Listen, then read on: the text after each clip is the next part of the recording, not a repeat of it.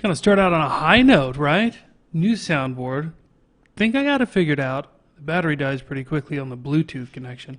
But for the most part, we're still wireless, and that's great. 3 quick stories today, because I've noticed people have a short attention span, including myself. Fuck it, let's make it 4 stories. Story number 1, low attention spans, low energy. I think I got low testosterone. Yeah, been getting some advice on jacking those numbers up. Apparently I'll be jacking a lot of other things too. There's a side effect. I'm sure you can figure out what I'm talking about. Exercising. Gonna be jacking those weights. Let's make it fast. Let's make it super fast. Check this out. This bothered me today. This is the first thing that I woke up today and I saw, and I go, boy, that didn't take long for this prick to sell out, did it? And that prick is Dan Cringeshaw. He says withdrawing troops rapidly might make some people feel better. Make me feel better. But it won't be good for American security. Hey, how much more secure do you feel now than you did pre-9/11? You feel more secure? I feel less secure. And I don't think I'm in the minority on that one. Maybe withdrawing, I don't know, jihadi immigrants from the United States would make me feel more secure. What about you? I also think, before you go, oh, this guy's being Islamophobic, I think you should absolutely get out of their countries. Let them do what they do. It's not America's job. They don't want you there. They don't want you there. And people go, well, they don't want us there because they don't like freedom. I don't give a shit. I don't care if they don't like freedom. It's not our job to pay for their want to like freedom. What do we give a shit? What has it gotten us? It's gotten us military, industrial complex loving, sellout politicians. I almost said rhino, but that's gay and stupid. I won't say that. Just politicians in general. He also he goes on to say, we will be right back in the same place as pre-9/11. We're already back in the same place as pre-9/11. You go, well, we haven't had planes fly into buildings since 9/11. How many shooting attacks have you had? How many stabbing attacks? How many cars and vans just plowing over people? How many, maybe that doesn't add up to the total of 9/11, but there's still a lot of terrorism going on in the United States. And you know what they all say? The Americans have been convinced that they come over here and they're like, oh, they hate your way of life. If you listen to what they're saying, they want you out of their fucking country. And I think that that's a good argument, because we could say the same thing and be like, deal, get out of ours, and we'll just mutually exit each other's countries that nobody wants their own people in anymore, because this isn't going to end. But people like Dan Cringeshaw don't want it to end. No, these people get into government, they get into politics, and they immediately become lobbied to by giant defense contractors. Oh, and also your Facebooks and your Google and your Twitter. They get lobbied by all these people. It's a very rare few that get in there and aren't compromised. I can't think of any off the top of my head that are still there. Let me think about this. Ron Paul was one of them. I'm not saying you have to agree with Ron Paul or his politics, but one thing you can't say about Ron Paul is that he was a sellout. I don't think Ron Paul... He left accomplishing almost nothing because people like Dan constantly disagreed with him, voted him down, said he was a crazy old kook. But much like Ross Perot, they were pretty much right about everything that they said. And here we are still, 2020, almost 20 years later, still going through the same shit that was going on pre and post 9/11. No deterrence, no situational awareness, vulnerable to emboldened terrorists. What makes you feel more vulnerable to terrorists? Having troops in the Middle East occupying territory, or allowing tens of thousands of fighting age refugees from these countries to come to the United States? Dan. But I guess there's no money in telling these people, no, you can't come here. But there sure is a lot of money in drones and bombs and aircraft and fuel and contracting with the military to make money. So I just wanted to start out by saying Dan is an asshole. And I made a joke on Parler. If you're not following, check out Murder the Media on Parler. We're doing really good on there. Getting some heat, getting some traction. I would say doing good, doing better than most people. And that's not me being a dick. It's we're taking off, you know. We got a lot of good stuff to say. Some mostly funny stuff. Like if you're just watching this for the first time, we're not here to just constantly throw politics in your face and make you feel bad. I know it might seem like that with a show like BlackVill'd, which is a play on black-pilled. But blackpilling and nihilism is nihilism. There's no light at the end of that tunnel. What BlackVill'd does is tell you the exact same thing, but tell you that no light at the end of the tunnel actually is the light at the end of the tunnel. You just got to accept that it's over with. And if you don't believe me, if you don't believe that the United States is a dead nation, just check out Dan Cringeshaw.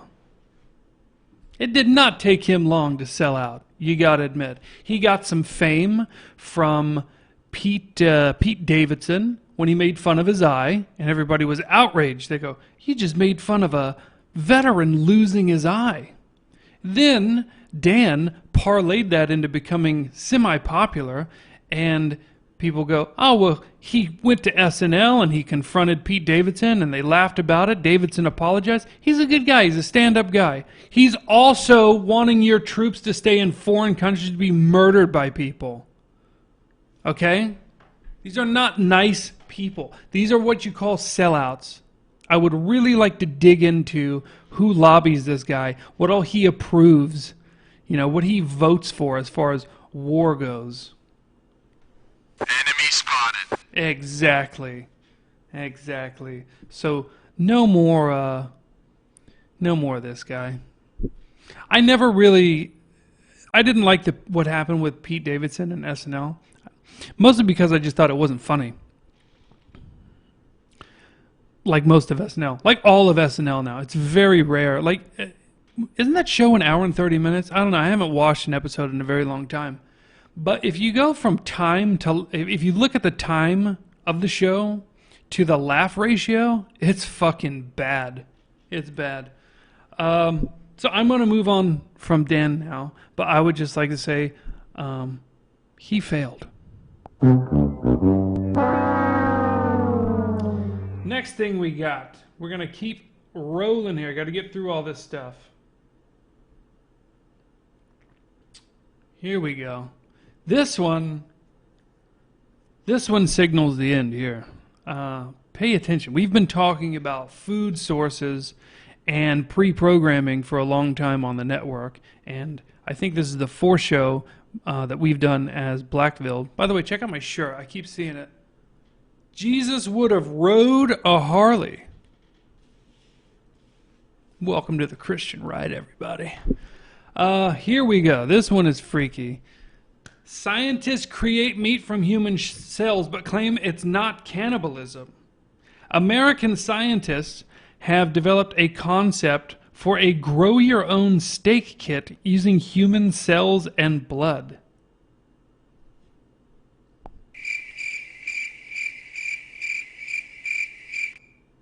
Ouroboros, I'm trying to say this right. This is the people who make it. Ouroboros steak could be grown at home using your own cells, which are harvested from the inside of your cheek and fed serum derived from expired donated blood. Delicious. Now people go, well, that's stupid. It's not going to take off. I can just go buy a steak. Why the fuck would I want human steak? I think there's a weird pre-programming in all of this. One, to get you comfortable with things that you just shouldn't be comfortable with. Cannibalism being one of them. And secondly, this comes back to, y'all really need to pay attention to this. Nobody's talking about this.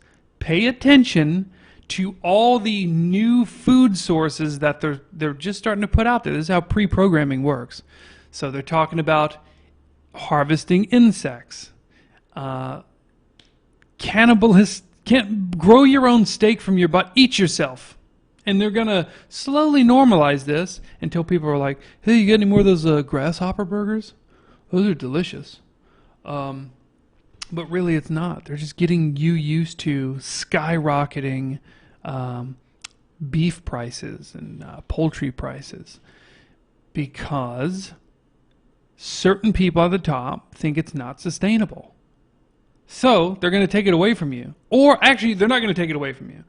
What they love to do, their modus operandi, is tell you it's a problem, keep it out there, jack up the price to where you can't afford it. Your wages have stagnated for 20 fucking years.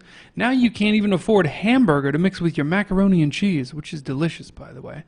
And they keep having their steaks, their Wagyu beef, their filet mignon. Meanwhile, you're eating your body that you had to grow at home with a side of grasshoppers and crickets or some grub worms. So let this image sear into your mind. Kind of like the grill marks searing into your own flesh. What do I do, Lord? Destroy the child. Corrupt them all. This is their plan, people. These are demons. I agree. I agree with Alex Jones. Guess what? Speaking of which, Alex Jones is in Atlanta today. This is important because the wonderful, venerable host of BlackVill'd podcast and BlackVill'd radio is also in the Atlanta area. And I hear tell they had lunch today. Connections being made. So I'd just like to say, hi, Alex. Hi, InfoWars. Big fans here. Big fans here. Hopefully, we'll do something. We'll collaborate. Maybe we'll have lunch. Maybe I'll fly down to Austin. We'll also have lunch, you know. Get something going.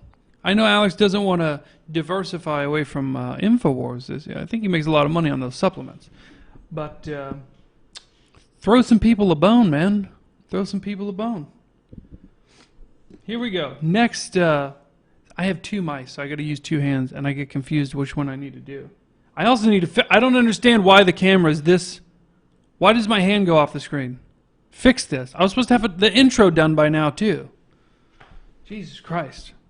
Sorry, I didn't mean to use profanity. What's your profanity? I will, Tammy. So I got another video, and I'd like to. I'll call this one cheat codes. And people go, why would you call it cheat codes? Because it's not really a theory anymore, but we like to point out what certain people are able to do totally unabated. Nobody does anything. Nobody says anything. If anybody does say or do anything, it's positive. It's positive. Meanwhile, if somebody, say, like myself or the average viewer of this show were to do something like this, they would be fucking thrown in prison. They would be ripped apart in the media and social media spheres. But when some people do something, you know, people that are oppressed and can't get ahead and constantly have the system just cracking down on them, are able to, I don't know, climb on a city bus with a fucking flamethrower and spray it into the fucking air with nothing happening. I start to question just how subjugated certain people are. Those fucking flamethrowers are $800, by the way. I know. I've looked into them.